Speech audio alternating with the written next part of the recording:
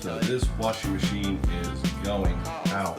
And look, it's a beautiful washing machine, but my wife wanted a new one. So that is junk.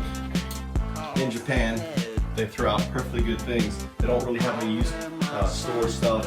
Plus you have to take it there, get it out there. It's just a big hassle. When you buy something in Japan, they deliver it, and it's free. Now I did have to spend $40 to take out something that they could sell for easily, $100. That's the postman. Look at that, hand delivered by mail. I love that. They take off their shoes when they come in their house. There goes the washing machine.